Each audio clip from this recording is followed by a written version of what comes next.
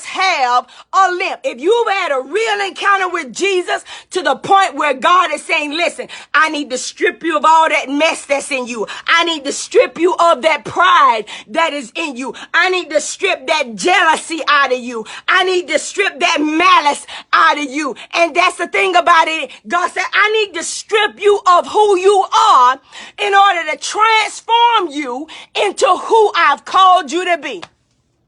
The thing about it is that we have got to trust God enough to say, if you take it away from me, I know you're going to replace it with more than I had. Let me tell you something. This is why we've got to stop being worried about what people that walk away from us. Let me tell you something. If they big and bad and bold enough to walk away from you, honey, like Bishop Jake say, let them walk. As a matter of fact, some of these people, you need to throw them a going away party because you wasn't helping me while you were in my life. You didn't add no value. While you were in my life, you didn't encourage me. And instead, you took from me. And so if God allows you to walk out my life, hey, goodbye. Listen, you can go, honey. Go with God. Go with God, because I'm trying to tell you right now that where God is taking me, I can't take you.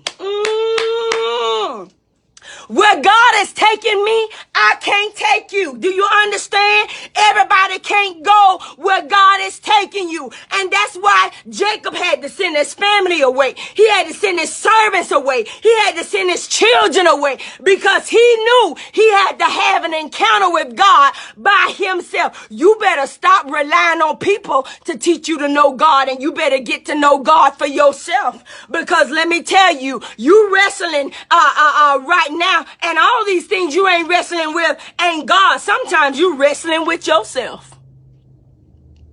Yeah, I said it. Yeah, I said it. Yeah, I said it. You're wrestling with you. You're wrestling with the fact that you don't want to humble yourself before the mighty hand of God. You are wrestling with the fact that you think that you are beyond being humble. You're wrestling with the fact that you think you're better than everybody else because now you riding in a Bentley. But God said, don't forget about the time when you had to catch the city bus. How quick we forget that one time in our life, we used to be the underdog. Do you understand what I'm saying? And when God, the thing about people is that when God starts blessing some people, they tend to forget who God is. When they get blessed, they stop coming to church, they stop tithing, they stop giving their offering, and they act as if they don't need God. But God said, let me tell you something. Let me remind you of that limp. When you look at that limp, I need you to be reminded of the fact. I need you to be reminded of the fact that you're not greater than me. Do you understand what I'm saying? I'm trying to tell you that God said, I need you to remember the fact that I'm still God in your life, and I'm still the one that's keeping you. I've always been the one that held you down. I've always been the one that held you up. Even though you tried to take the credit from me, you better recognize who God is in your life. Yeah, I'm about done. Y'all don't like this message right here, but that's all right. Listen, I'm trying to tell you right now, I'd rather live with a limp than to live without the favor. I'd rather live with a limp. I'd rather people see me hobbling and walking. You want to know why? Because just because I'm limping don't mean I ain't blessed.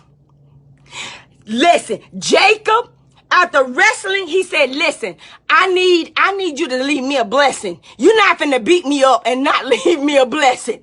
And so he was smoked in the hollow of his thigh.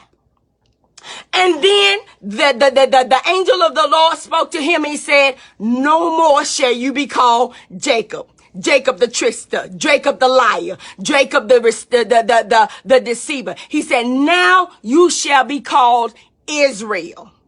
And I'm trying to tell you, have you ever heard people call the children of Jacob? No, you have not. What are they called? They're called the children of Israel. You want to know why? Because God said that there's something greater attached to your name, but that name, I can't use you with the name you got. Your name got bad credit. Your name have bad things attached to it. So I need to give you a new name that's associated with where I'm taking you in your life. Listen, you can't listen, people may know you as Pookie Ray Ray, but you better tell them, honey, I'm not Pookie Ray Ray anymore. God has changed my name. God has changed my disposition. And see, the thing about it is, when God changed Jacob to Israel, not only was there a change of name, but there was a change in his heart. See, that's the thing about it. We praise God. We give God praise. We come to church. We lift our hands. We speak in tongues. We spit all over the place. But where's the change? Okay. Where's the change? God want to know, where's the change? You coming to church, but where's the change? You coming to church, but you're still a liar. You're coming to church, but you're still a thief. You're coming to church, but you're still backbiting. You're coming to church, but you still struggle with jealous and envy and malice. Do you understand why? You still stealing from God what belongs to him. And God said, I've given you a new disposition, but I need your character to change. Let me tell you, you can have all the gifts in the world, but if you don't have the character of God, baby, it's going to destroy not only your reputation, but it is going to destroy the gifts that God has put on the inside of you. Nobody's going to want to hear you prophesy, but your character is all messed up. You can be you're a prophet, but before church is out, you already whispering in somebody's ear that's not your wife.